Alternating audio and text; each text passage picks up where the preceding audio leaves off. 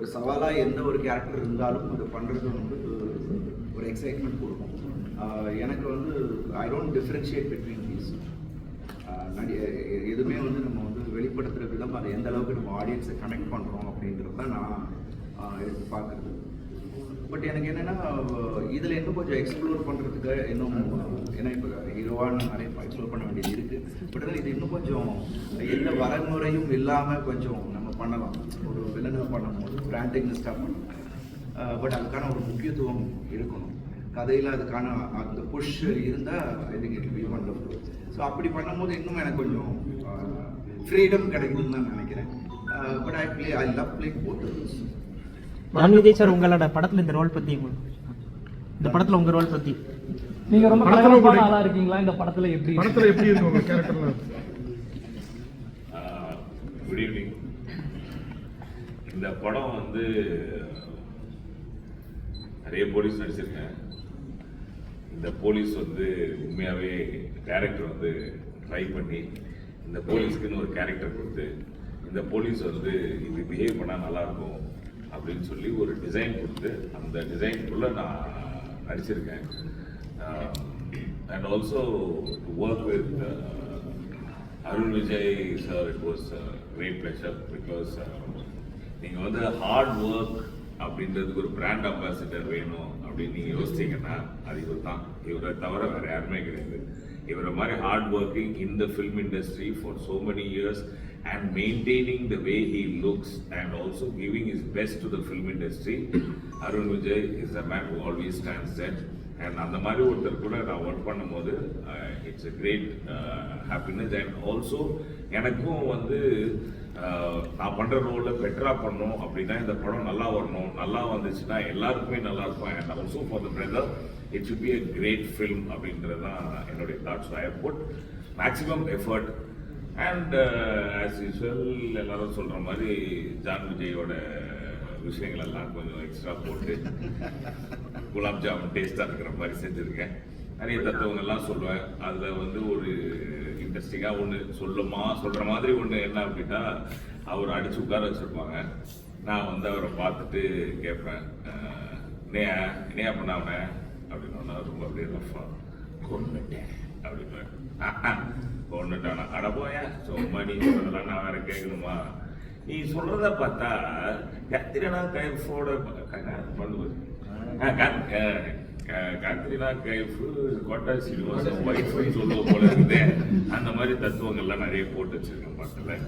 So I'm sure like எங்கள் ஜென்ரேஷனாக இருந்தாலும் சரி, இங்கிலீஷில் இருக்க உங்களை மாதிரி ஆளுங்களாக இருந்தாலும் சரி, எல்லாருக்கும் அந்த படம் இன்ட்ரெஸ்டிங்காக இருக்கும்னு நினைக்கிறேன்.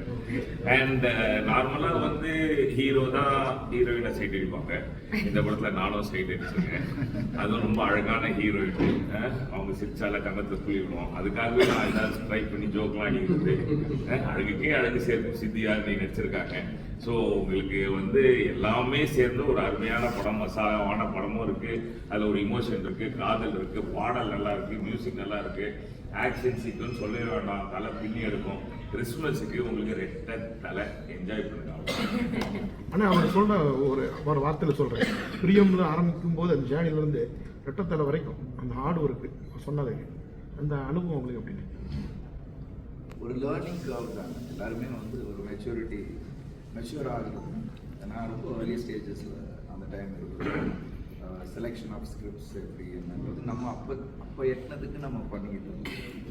நான் ஒர்க் பண்ண டைரக்டர்ஸ் எனக்கு நிறைய கற்றுக் கொடுத்துருக்காங்க. அது என்னை வந்து இன்னும் கொஞ்சம் மெச்சூராக வச்சுச்சு. அண்ட் காலகட்டங்கள் நிறைய விஷயங்கள் நானே மாற்றிக்கிட்டேன். நம்ம பெட்டர்மெண்ட்டுக்கான நிறைய விஷயங்கள் என்னை தயார்படுத்திக்கிட்டேன், மாற்றிக்கிட்டேன். ஸோ ஐ திங்க் அதுதான் ரொம்ப முக்கியமாக இருந்தது. இந்த ஒரு டிரான்ஸ்ஃபர்மேஷனே அப்போ தான் நடந்தது. அண்ட் நவ் இப்போ வந்து எனக்கு ஸ்கிரிப்டு, ஆடியன்ஸ் என்ன விரும்புவாங்க, எப்படி கனெக்ட் ஆகணும் அப்படின்ற விஷயங்கள்லாம் இந்த டைமில் எனக்கு கற்றுக் கொடுத்தோம்.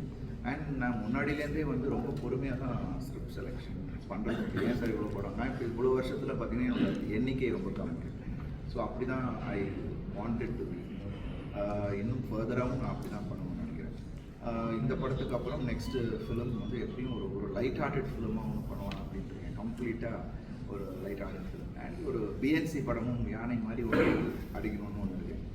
நிச்சயமாக இந்த படமும் பிஎன்சி எல்லா சைட்லையும் போய் ரீச் ஆகும். பிகாஸ் கம்ப்ளீட் ஆக்ஷன் லவர்ஸாக இருக்கும். இப்போ இருக்கிற gen Z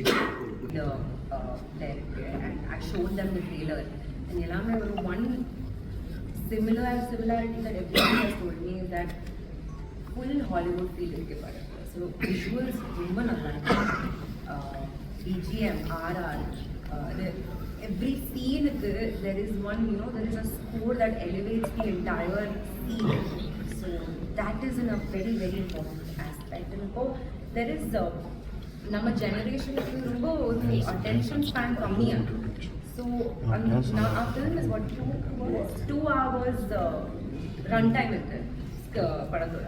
So that is again a USP because டக்குனு there is something or the other fast happening. ஒரு suspense is coming in. How it keep you engaged is what we have tried to do. And Kandipa working with such esteemed actors is a plus point. Thirukumaran sir has done a wonderful job.